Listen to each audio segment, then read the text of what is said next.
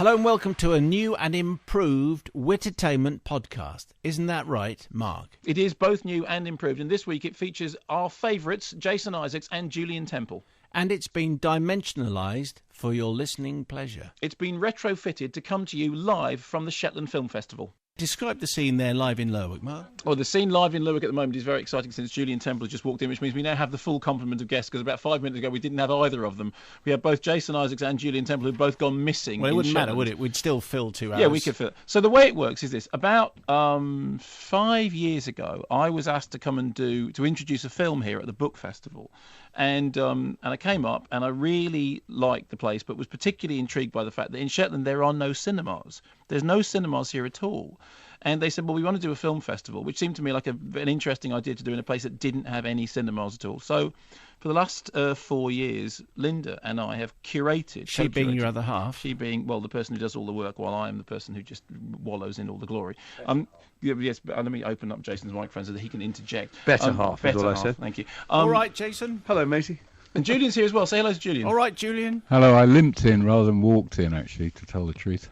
Oh, you will explain to everybody why. This will give you a flavour of Shetland. Julien, why are you limping? I was forced by Mark to swim in both sides of a kind of spit of sand. There's sea either side.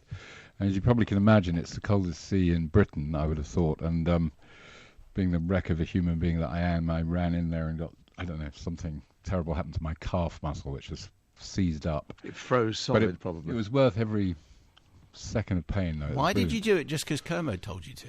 He's a leader of men. You can't say no. You can't look like a wimp, can you, with Mark around? It was to do with, because basically there's an awful lot of sea around here, and there's one particularly beautiful bit of beach up at St Ninian's Island, which you get that beach like you get in Chitty Chitty Bang Bang. It's a bit of beach with sea on both sides of it. And the rule is that you can't say you've been to Shetland unless you've gone to this bit of beach, have run into the sea on one side and put your head under, and then have run across the beach and run into the sea on the other side and put your head under. And I said, this is something you have to do. And of course, both Julien and Jason, both of whom are involved in the movie business, therefore stripped to the waist, looking incredibly tanned and, you know, like people who've been in jet-setting lives. I, on the other hand, looked like the fat bloke from Barnet. But I was in and out of the water first, I believe was the correct way. He made us drag our children in. Even now I have a child in intensive care. But still, no one wants to know what we did in our summer holidays, do they? So the movies that are being shown there, now I'm just guessing that there may well be a few Julien Temple movies and the odd movie starring Jason Isaacs. Well, shall we start with, let's start with the Julien Temple stuff. As you know, I was a huge fan of All City Confidential, and one of the things I was said listening about... to the soundtrack this morning, actually, while working. And isn't it a cracking What soundtrack? a great CD that is. Except I do think that the inclusion of Shaking All Over by Johnny Kidd and the Pirates in the middle of all the Dr. Feelgood stuff is strange. I always skip over that. Anyway, so I said it's great, but it needs to be seen in the cinema. I know that a lot of people have seen it on television, but it needs to be seen in the cinema. And so one of the things that we wanted to do, because one of the themes of the festival this year is music and movies, was to get Julien to come up here and to introduce that. And then Julien said, well, actually, I just made this other documentary, which he wanted to bring up as well. So we looked at that as well and thought, fine. So we are showing, well, Julien, tell us about Requiem. Yeah, the other film is a film that was shown on BBC Two earlier this year called Requiem for Detroit, which, although is kind of fueled by the music, it's not really about the music. It's more about the extraordinary arc of that city that, you know, used to be the 4th biggest city in America, built the American dream as well as the cars that people drove, and is now, basically in danger of being erased from the map. It's an extraordinary sense you get there when you drive in from what is a relatively normal airport through suburbs that seem like America, and then suddenly you seem to fall through a black hole into a time that could be 1,000 years in the future, the kind of ruins of a once great civilization that you realise is your civilization. It's a very odd feeling, and I hope the film captures that. But exciting to make a film about something that profound and shocking, really. So we're getting both of those shown on what we have as the big screen at the moment, which is the Garrison Theatre. It's a theatre in which they drop a screen down behind and we project them. Next year, there is actually for the first time going to be a cinema in Shetland, which they're finishing building now. So next year's festival actually will be in a cinema. But at the moment, we're in the Garrison Theatre, which is lovely. Are they calling it the Kermode? cinema. I've tried, I've talked to them, Jason. They're just not listening.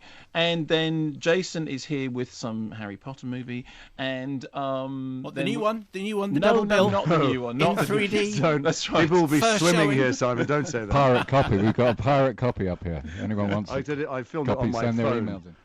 No, we've got Chamber of Secrets and Skeletons. I think it's Skeletons. shown. It's lovely, and some quite interesting television work. They've got Scars and Curse of Steptoe, which will just hopefully elicit the discussion about what is your responsibility when you take people's real lives and put them on the screen, and what's the purpose of it, and how much should you be allowed to cheat to tell a good story. Edwina Miller, who lives in Toowoomba in Queensland, Australia. Yeah. You returned in the nick of time. I could feel the withdrawal symptoms starting to kick in with a vengeance. I almost took matters into my own hands, but resisted the temptation to smother my hair in pomade, put on some Elvis Costello glasses, and yell at someone about Sex and the City 2. Hello to Jason Isaacs is the perfect guest to return with. Who else but the sexiest man in the UK could bring the required gravitas to the microphone? Star of stage, screen and Sniddlegrass, Mr. Isaacs has been the go-to guy for tastefully smouldering Englishmen for years. Keep up the good work, sir. That's from my mother again, is it? Edwina Miller in Australia. God love her. Can I just say something on the subject of Jason as whatever he is, sexiest man in blah blah blah? No, let's not. Let's no, move on. no. Let's This not. morning, I couldn't get an internet connection because we're in these two buildings that are next door to each other, and Jason is in the building that has got the internet terminal, and I haven't, and I had to go and knock on the door. So I'm terribly sorry. I need to get on my email so that I can do something.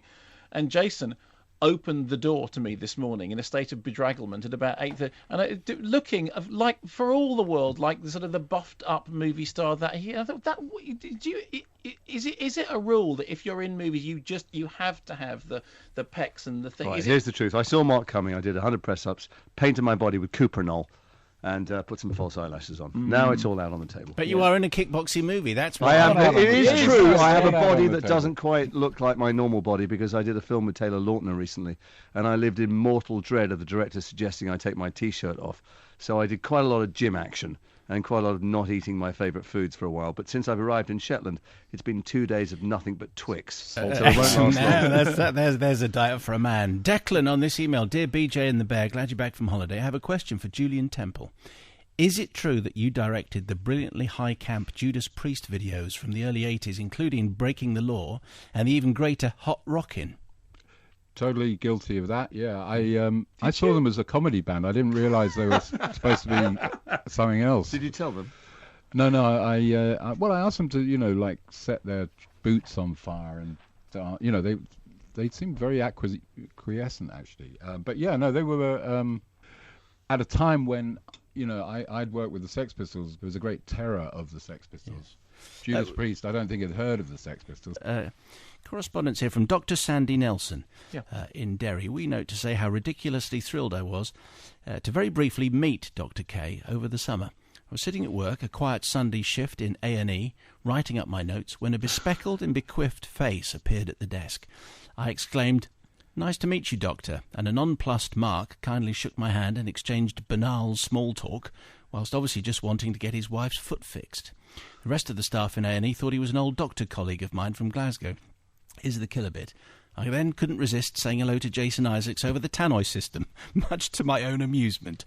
I hope you enjoyed the rest of your time in Northern Ireland. So there you go. So there was Dr. Sandy Nelson, so thrilled to meet you that her first instinct was to go to the tannoy and say hello to Jason Isaacs. Isaacs. And I have to say that not only is that entirely true, that did cheer my broken-footed other half up enormously to hear them saying hello to Jason Isaacs over the tannoy, even as her foot was being fractured. So, and I'm sorry if it was banal small talk. I thought it was witty and enervating. But it was A&E. What were you going to do? Well, I think I'd like to have been there in that hospital as the tannoy, which normally is carrying urgent messages about, will Doctor so-and-so and consultant so-and-so report to reception because there's something bad going on. Suddenly someone just saying hello to Jason Isaacs. One of the things I was trying to idea. figure out how to do up here, because Shetland is a collection of there's lots of interconnected islands. I was trying to figure out a way to get somebody on every one of the islands to say hello to Jason Isaacs at the same time, but I haven't figured out the logistics of how you'd actually make it work. Sounds like a thrilling idea, though, doesn't Thank it? you. Yeah, it does. So I'll tell you a tannoy story. I went to see the Cirque du Soleil show in Vegas years ago, and I was flown out there by the Patriot to do some publicity for something. And the manager, he gave us the house seats because we were there with Sony, and he came up afterwards. He said, "Would you like to meet the cast?" And I said, no, that's all right. They've all just been working unbelievably hard, and I'm sure they need a rest. He said, no, they love to meet celebrities. I said, I'm not a celebrity. That's very kind of you, but I'm here promoting a film with Mel Gibson, and if he was here, I'm sure that no, they'd love to meet you. So my wife said, we better go. We've got free tickets. So we go backstage, and as we walk through, we can hear on the tannoy, they're going, please gather in rehearsal room A. We have a British actor, Jacob Isaacs. He's the guy from The Patriot. I know you don't want to go, but if you go, it encourages people. Like, he's in a movie with Mel Gibson. Maybe you could tell Mel, maybe next time Mel comes. So please turn up to rehearsal room A. That's the level I live That's at. going to undermine you just a little bit. Yeah, But great just a bit. accent, Jason. That, Thank you so again, much. further proof that you're the king of that accent. Ben from Bushy, way before the wigs of Potter and moustaches of the Green Zone, and in a time when probably no one used to say hello to him, Jason appeared in one of my all-time favourite BBC dramas. And since HBO came about, probably the last one I watched, Civvies. I remember being totally caught up in it and becoming incredibly emotional at the end as the wonderful Brothers in Arms by Dire Straits played out. Could you ask Jason of his memories and, more importantly, anything on DVD from Civvies? But Civvies was very interesting because at the time it came about because Linda LaPlante knew a bunch of guys who were back from the Falklands, from the parachute regiment, and there was no transition really. They left, they were killing people one day, they left the army, and then they were kind of dumped in civilian life, unable to cope, and they all ended up, as I think I remember rightly, that most of them ended up in prison. And she wrote this series, and she wanted to raise the issue of how many ex-service people ended up either on the streets or drug addicted or in prison. And there was such an outcry about it. I don't think you'll ever see it repeated or on DVD. But at the time, the newspapers were, it was a terrible controversy, and she was much maligned by serving people. Now, of course, it's acknowledged as a real issue. And now there is some mechanism for help people coming back from Iraq and Afghanistan, thank God. So it was interesting. It was before its time. Now an entertaining line of questioning from Mark. Well, in terms of the stuff that we're showing...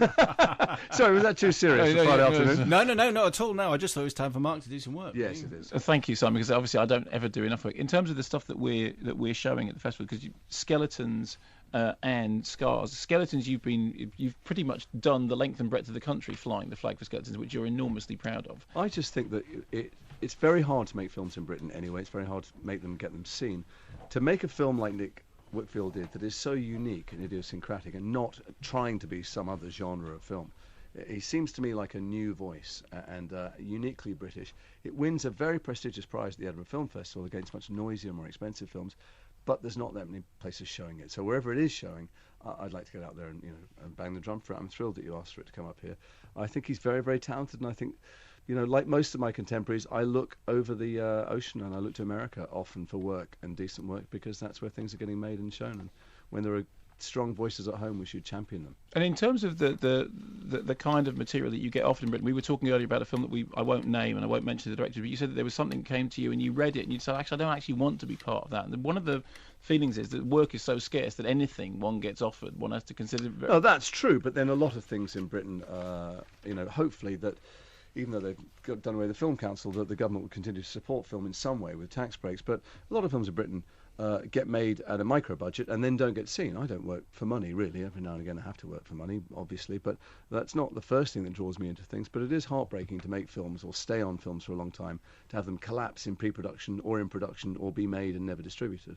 And what about in the case of Curse of Steptoe? Because the big issue with Curse of Steptoe is you're telling a true story about a life that was really lived, and therefore how much is it able to be inventive, and how much do you have to stick to? I mean, there must be people around. It's tough. It's a very I think it's a really interesting area because we all like to watch biopics and we see them on the big screen, we see them on the little screen, and Paul Greengrass being the man who's making Bloody Sunday and making 1993, who is in many ways started a new way for people doing these things rather brilliantly and authentically. But there are always editing decisions, there's always characters amalgamated. You can't put an entire life on the screen. So with The Curse of Steptoe, which was, won all kinds of prestigious prizes and everybody got nominated for things, and yet there were surviving relatives who complained to the BBC that it wasn't entirely accurate in some aspects. Oh, so there were complaints? Oh, yeah. And it's very difficult to be completely accurate about a person's life. Mark Kermode in Lowick for the Shetland Island Film Festival, along with Jason Isaacs and Julien Temple as well. Not Jonathan Temple, that would not be appropriate. So I would like to ask you, Jason, just because it's relevant, Jason and Julien, the next project that you're working on will be what? This is relevant to the next piece of correspondence. Well, just to follow on from where we were about, fictionalising people's lives, I'm hoping anyway to do a film about a drama about the Davis brothers, the Kinks in wider parlance, who, as most people know, make the Gallagher brothers look like the Beverly Sisters, really. And Jason, what's next for you? Interesting. I'm coming straight back to Scotland actually in a couple of weeks. I'm in Edinburgh filming for the BBC a 6-part version of the Kate Atkinson novels, crime novels, called Case Histories, although in fact it's 3 novels, the first one being called Case Histories, playing Jackson Brodie, iconic detective. Does he have facial hair? Quaking at the boots. Well, I'm quite fancying a beard and moustache, and the producer is not so keen. We'll see how that one plays itself out.